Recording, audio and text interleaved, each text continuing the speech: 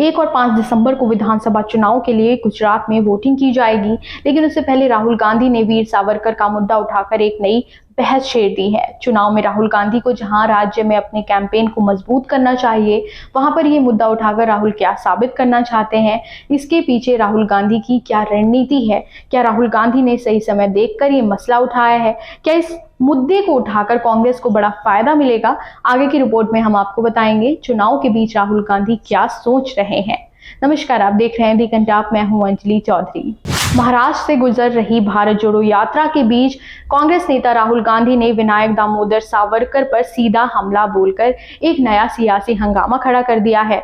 दरअसल कांग्रेस के पूर्व अध्यक्ष ने गुरुवार को दावा किया कि सावरकर ने अंग्रेजों की मदद की थी और कारागार में रहने के दौरान उन्होंने डर के कारण माफीनामे पर हस्ताक्षर करके महात्मा गांधी और अन्य समकालीन भारतीय नेताओं को धोखा दिया था।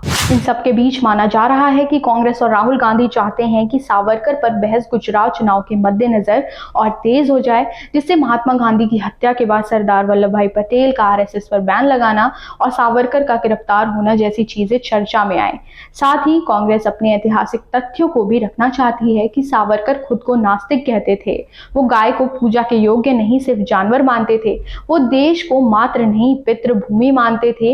ये कहकर वो सावरकर की हिंदू आइकन की छवि पर चोट करना चाहती है। बाकी अंग्रेजों से माफी, अंग्रेजों से पेंशन लेना, सुभाष चंद्र बोस की आजाद हिंद फौज के खिलाफ युवाओं को अंग्रेजी फौज में भर्ती होने के लिए कहना, 1942 के आंदोलन में गांधी से रुख रखना और जेल से छूटने पर किसी स्वतंत्रता आंदोलन में हिस्सा नहीं लेना जैसे वो तथ्य जिसे कांग्रेस उठाती रही है, उनको फिर चर्चा का विषय बनाकर बीजेपी और राष्ट्रीय स्वयंसेवक संघ को घेरना चाहती है। लोगों से बात करते हुए कांग्रेस सांसद राहुल गांधी ने एक पत्र को पढ़ा, दावा किया कि सावरकर ने अंग्रेजों को ये पत्र लिखा था। राहुल ने पत्र को पढ़कर सुनाया, जिसमें सावरकर ने लिखा था, सर, मैं आपका सबसे आज्ञाकारी सेवक बने रहने की विनती करता हूं।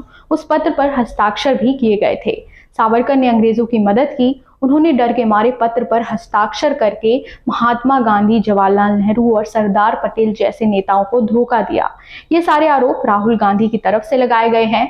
आखिर जानबूझकर सावरकर का मुद्दा उठाने के पीछे कांग्रेस की क्या मंशा रही होगी?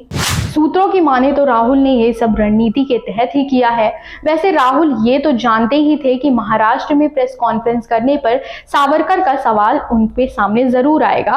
राहुल ने खुद ही बिरसा मुंडा के जन्मदिन पर उनकी शान में कसीदे पढ़ते हुए सावरकर को माफी वीर बताकर विवाद को जानबूझकर न्योता दिया था।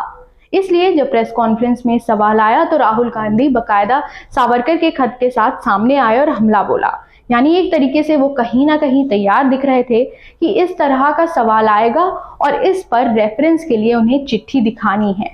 ये सावरकर जी की चिट्ठी है जिसमें उन्होंने अंग्रेजों को लिखा है, और मैं पूरी चिट्ठी आपको पढ़नी होगी, देख लीजिए, मैंने हाईलाइट भी कर रखी है, मगर मैं सिर्फ आखिरी लाइन पढ़ना चाहता हूँ। अंग्रेजी में लिखी है तो मैं अंग्रेजी में बोल देता हूँ।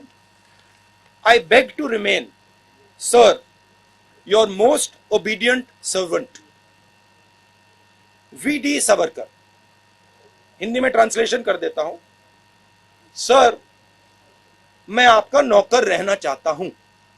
ये मैंने नहीं लिखा, ये सावरकर जी ने लिखा है। ये सब रणनीति के तहत हो रहा है, इसलिए सावरकर पर हमला करने वाली राहुल की प्रेस कॉन्फ्रेंस के अगले ही दिन महात्मा गांधी के प्रपौत्र तुषार गांधी भारत जोड़ो यात्रा में शामिल हो गए।